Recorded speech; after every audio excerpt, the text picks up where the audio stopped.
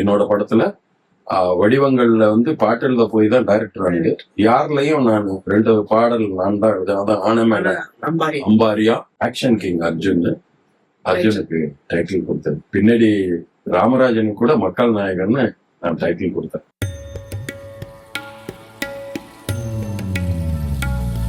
யார் படம் பத்தி நம்ம பேசியிருக்கோம். இருந்தாலும் அதுக்கு முன்னாடி பல படங்கள் நீங்க வந்து மகேந்திரன் சாரோட இருக்கும்போது ஜானி, முள்ளு மலரும், கை கொடுக்கும் கை, இதுல நிறைய ரஜினி சாரோட மூவிஸே இருக்கு. அவரோட கூட ஒர்க் பண்றதுக்கு ஒரு சின்ன ஆப்பர்ச்சுனிட்டி கிடைக்காதான்னு இன்னைக்கு வரைக்கும் காத்திருக்கவங்க இருக்காங்க. பல படங்கள்ல நீங்க இருந்திருக்கீங்க. இப்ப அசிஸ்டன்ட் டைரக்டர்ஸ் பத்தி சொன்னதுனால கேக்குறேன், நீங்க வந்து ஒரு அசோசியேட்டா இருக்கும்போது எப்படி இருந்துச்சு? இல்ல, அதுதான் என்ன சும்மா இதுதான் வந்து உண்மையான விஷயம். அவர் வந்து எப்படின்னா கூட 4 பேர் 5 பேர்லாம் வச்சுக்கலாம் ஷூட்ல இருக்க மாட்டார். அப்போ ஃபியட் வச்சிருந்தார். அதனாலேயே நான் முதல்ல ஃபியட் கார் தான் வாங்கினேன். அப்படி அவர் மேல இருந்த நேசம் ஃபியட் நாமளும் வாங்கணும், பிரீமியர் பத்மினி. அவருக்குன்னு லெமன் டீ ப்ரிப்பேர் பண்ணிட்டு, அப்பவும் ராகவேந்திரான்னு ஒரு பையன் வந்து அசிஸ்டண்டா இருப்பார். அவர் கூப்பிடுறதே ராகவேந்திரா அப்படின்னு கூப்பிடுவார். அவர் வருவார். ஆனா அவருக்கு போடப்படுற லெமன் டீயை அவர் சாப்பிட்றாரோ இல்லையோ நாங்க தான் சாப்பிடுவோம். அதே மாதிரி அவருக்குன்னு ஸ்பெஷலா எதுவும் சாப்பாடு பண்ணிக்க மாட்டார். நாங்கெல்லாம் சாப்பிடுவோம். இப்போ ஒரு ஷூட்டிங் வந்து கருகம்பாக்கத்துல நடக்குது அப்படின்னா, ஒரு கால் வீட்டுக்கு சாப்பிட போகணும்னா கரெக்டா 1 o'clock கிளம்புவார். நாங்கெல்லாம் சாப்பிட்டுட்டு அப்படி இந்த 2 o'clock கரெக்டா என்ட்ரி ஆகும். அதே மாதிரி மகேந்திர சார் பீரியட்ல எல்லாம் வந்து அவர் வந்து எந்த சஜஷனுமே சொல்றதுக்கு வாய்ப்பே இருக்காது. அப்புறம் வந்து சில ஷூட்டிங் அவுட்டோர்ல எல்லாம் வேற இடமே இருக்காது, பண்ணிக்கிட்டு இருப்போம்.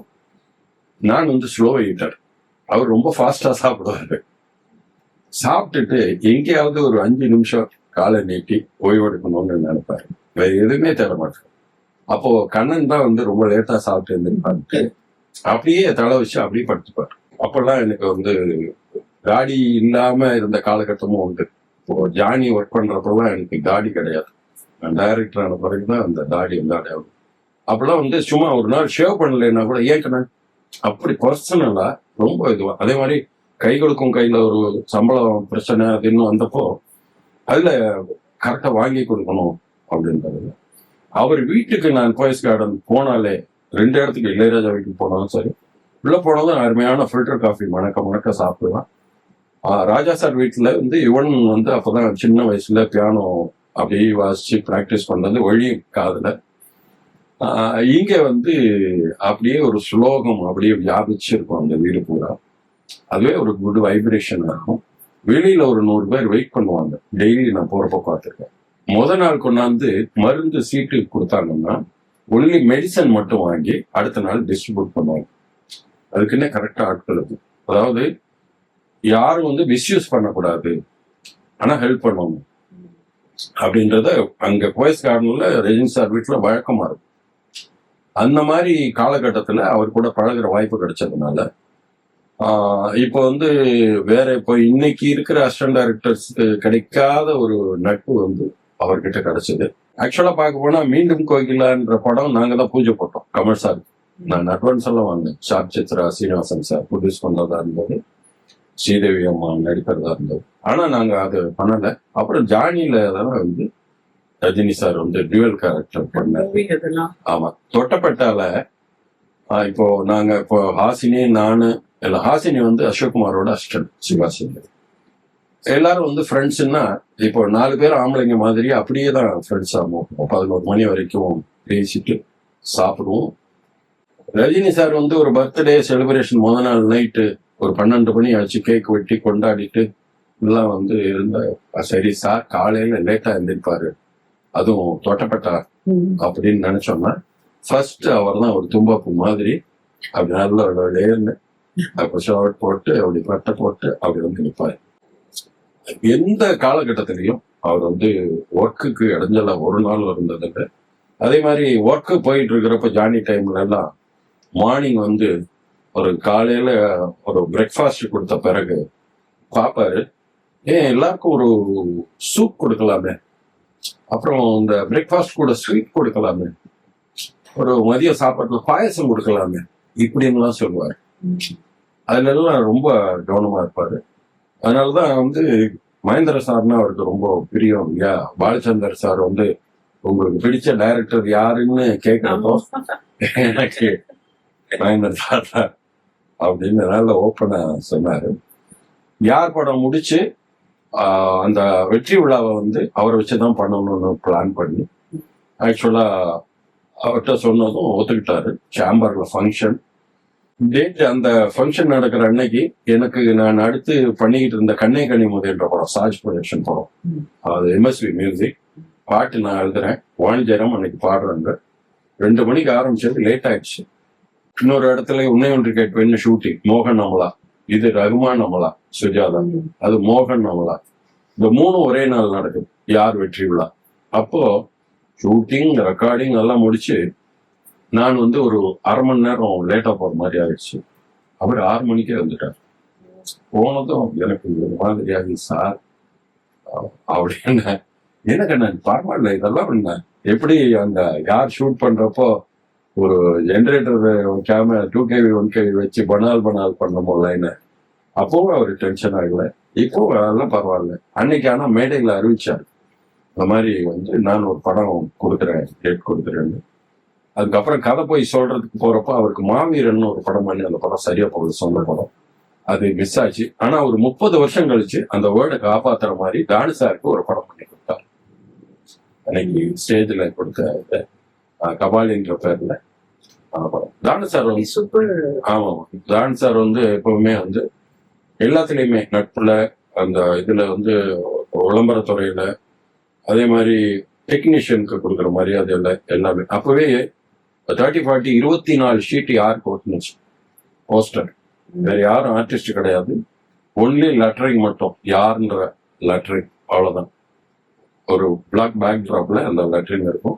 அப்போ வந்து ஆக்சுவலா யாருக்கு பண்றப்பவும் நாங்க நிறைய கதைகளை ஃபேஸ் பண்ணோம். முதல்ல வந்து ராஜேஷ் தான் நடிக்கணும்ன்ற மாதிரி, ஏன்னா அவர் வந்து மகேந்திர சாரோட ரிலேட்டிவ். அதே மாதிரி நம்ம டீம்ல மெட்டி எல்லாத்தையும் நடிச்சுக்கிட்டு இருந்தாரு, சொந்தக்காரர் மாதிரி வச்சுக்கலாம், அவ்வளவு நட்பு. அவரோட பிரதர் என் கூட மகேந்திர சார் அசிஸ்டண்டா சாம்சன் அவரும் பண்ணிட்டு இருக்காரு. சோ அவரை நடிக்க வைக்கலாம். சிறைன்ற படம், இப்போ இந்த சிறையில அதுக்கு முந்தின சிறை, அனுராதாரமணனோட கதை, ஆர்த்தி சக்தி டைரக்ஷன், ராஜேஷ் லட்சுமி நடிச்ச படம். அதனால அந்த டைம் போய் கேட்டதும் ராஜேஷ் என்ன பண்ணாரு, உண்மையிலே ரொம்ப நல்லவர். அன்னைக்கு அவரோட டிமாண்ட்ன்ற மாதிரி சம்பளம் தொடர்ந்து பயங்கர ஹிட். ஆமா ஆமா ஆமா ஆமா ஆமா.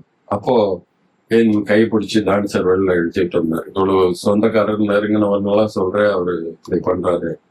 ஏன்னா அவங்க அப்பதானே படம் ஆரம்பிக்கிறாங்க. ஸோ அப்போ வெளியில வந்தோம், நமக்கு யாராவது ஒருத்தர் கேட்பாங்க அப்படின்னா, அப்போ பாம்புகுளம் ஹோட்டல்ல ஒரு முதுகு காட்டிக்கிட்டு ஒரு ஆர்டிஸ்ட் உட்கார்ந்துருந்தார், கோவை மணின்னு ஒரு தயாரிப்பாளர். அதான் அர்ஜுன் வந்திருக்காரு பெங்களூர். ஆக்சுவலா பார்க்க போனா அப்புறம் அவங்க ஃபிக்ஸ் ஆனார். அவருக்கு குறைந்த சம்பளம். அப்போ ஹீரோயினா நடிச்ச நளினி அம்மாக்கு அப்போ வந்து கிட்டத்தட்ட ஒரு 6-7 மடங்கு சம்பளம் அவங்களுக்கு. ஓகே, எப்படி இருந்திருக்கும். ஆமா, ஏன்னா அவங்க அப்படி பீக்ல இருக்கிறாங்க. ஆனா அவங்களுக்கும் மறக்க முடியாத ஒரு கேரக்டர். பிறகு அவங்களையும் வச்சு வில்லியா வச்சு நான் ஒரு படம் பண்ணேன். 2 படம் நமக்கு அவங்க பண்ணது. அப்புறம் அவங்க ஃபேமிலிக்கே நான் 2 படம் டைரக்ட் பண்ணேன். ஸோ அந்த மாதிரி இல்ல ஒரு குடும்ப இதுல. அப்போதான் வந்து இந்த படத்தை வந்து அர்ஜுனும் நளினியும் நடிக்க ஆரம்பிச்சோம். அப்போ அது ஆக்சுவலா வந்து டான்ஸாரு கூட ஒரு பாட்டு எழுதணும்னு நினைச்சு நான் அவரையும் அந்த ஒரு சாங் எழுத வச்சேன். வாய்ஸ் சார் ஒரு பாட்டு, கிளைமாக்ஸ் சார். உங்களோட படத்துலயும் நீங்க பாடலாசிரியர். ஆமா, என்னோட படத்துல வடிவங்கள்ல வந்து பாட்டு எழுத போய் தான் டைரக்டர் ஆனது. யாருலையும் நான் 2 பாடல் நான் தான் எழுதுறேன். அதான் ஆனமேன அம்பாரியா, ஆடுறது சிங்காரியா, போன வாரம் சிங்கப்பூரா, குட்டி இந்த வாரம் தஞ்சாவூர். ரொம்ப நல்லா சார். அதுலதான் அந்த ஆரம்பம் ஓப்பனிங் எல்லாம் இருக்கும். அப்புறம் வந்து டான்ஸார் எழுத வச்சேன். டான்ஸாருக்கு வந்து அந்த எழுதணும்ன்ற ஒரு இதெல்லாம் நான் கொஞ்சம், ஏன்னா நாங்க அவ்வளவு ஃப்ரெண்ட்ஸா தான். ஆக்சுவலா அந்த படம் முடிகிற வரைக்கும் தயாரிப்பு நிறுவனத்துக்கு போன் கிடையாது, எங்க யார்ட்டையும் கார் கிடையாது. அப்படித்தான் அந்த படமே நடந்தது. அதுக்கப்புறம் எல்லாருக்கும் எல்லாமே வந்தது. அந்த படம் என்னன்னா, பெரிய இதுல ஃபன் என்னன்னா, படம் ஃபர்ஸ்ட் காப்பி ரெடி ஆனதும் அதே ராஜேஷ் சாரை பார்க்க போனோம். போய் படம் பார்க்க வாங்க அப்படின்னு இப்போ 4 ஃப்ரேம்ஸ் குட்லக் தியேட்டர் கூப்பிட்டு வந்தார். வந்ததும் படம் முடிஞ்சு வெளில வந்ததும் சொன்னாரு, ஆனா ஒரு இது என்னன்னா, அந்த படம் முடிகிற அந்த ஓராண்டுக்குள்ள ராஜேஷ் ஷாருக்கான அந்த மார்க்கெட் வந்து கொஞ்சம் குறைஞ்சிருச்சு. அதாவது அவ்வளவு அந்த சிறை ரிலீஸ் ஆன டைம்ல அந்த மாதிரி இல்லை. அப்போ ஆனாலும் நாம அவராதான் பார்க்கணும். ஸோ வந்து கைப்பிடிச்சிட்டு, நல்ல வேளை இந்த படம் நான் பண்ணியிருந்தா நல்லா இருந்திருக்காது. ஒரு வகையில ஒரு அர்ஜுன் சார் பண்ணாதான் இருக்காது. ஏன்னா அதுல ஃபைட்டு எல்லாமே அதிகம்.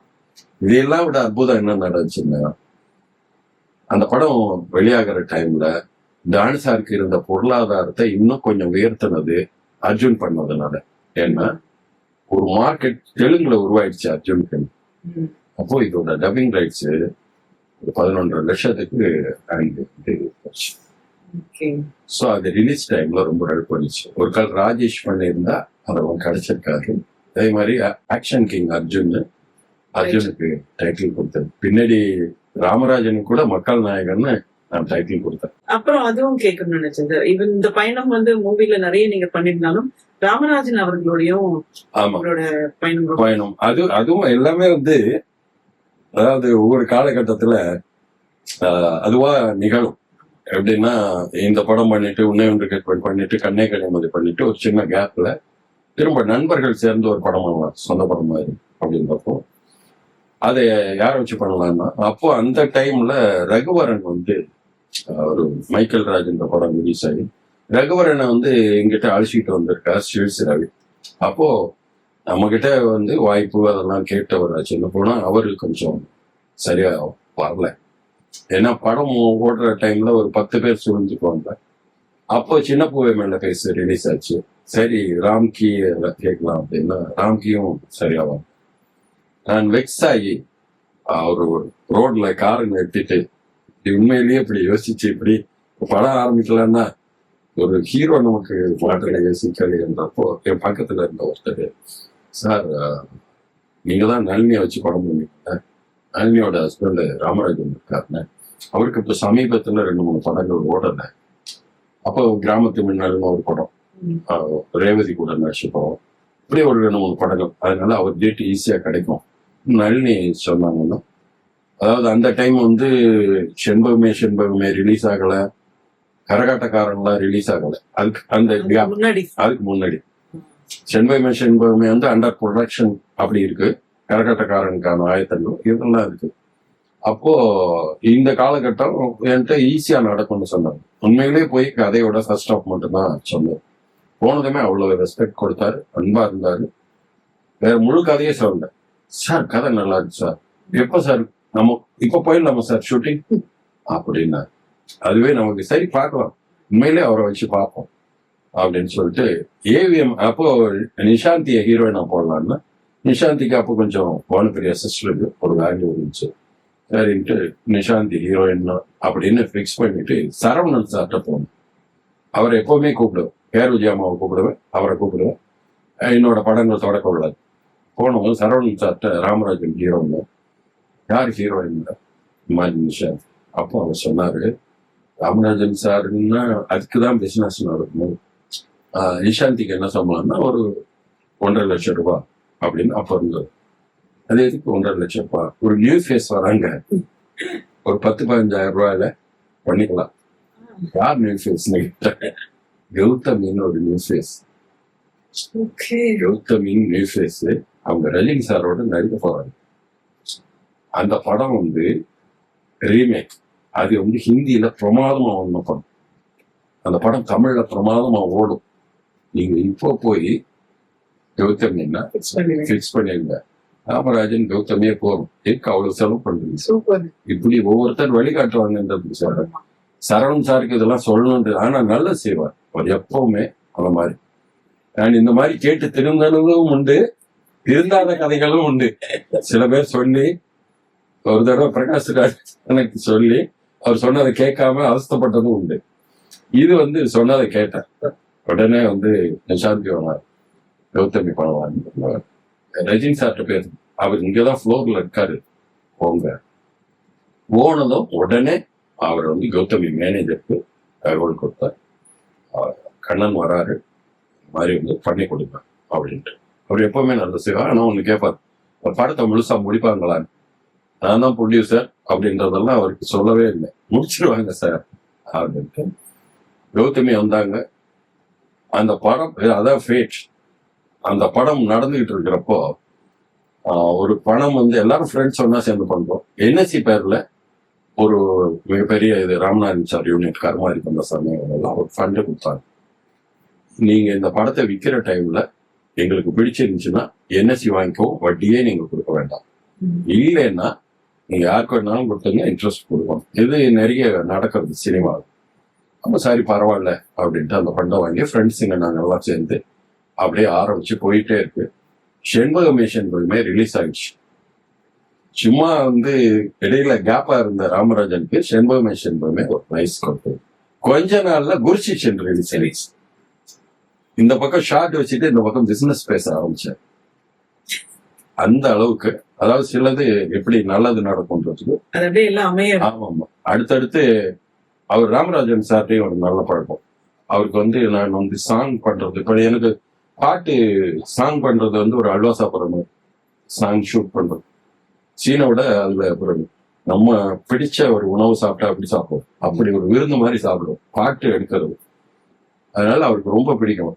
ஆமா. அதே மாதிரி அவருக்கு அன்னைக்கு எது கரெக்டா இருக்குமோ, இப்ப அவரை சும்மா வேஷ்டி கட்டி அப்படியே பார்த்துக்கிட்டே ஒரு டிராயரோட எல்லாம் வந்து நான் வந்து சும்மா பேண்ட் ஷர்ட் போட்டு டிஷர்ட் போட்டு மாணவர் போஸ்டர் ஓட்டுறவர் இப்படிலாம் சிட்டி சப்ஜெக்டா பண்ணேன். அதனால ரொம்ப எந்த ப்ரொடியூசர் வந்தாலும் கண்ணன் சாரை வச்சுப்பாங்க அப்படின்னு எனக்கு நிறைய. ஒரு ராமராஜன் பிறந்த நாள் அன்னைக்கு தினத்தந்தியில 7 படங்கள் என்னோட படம் மட்டுமே, நான் direction, Ilaiyaraaja music, Ramarajan hero, அப்படி ஒரு இது இருந்தது.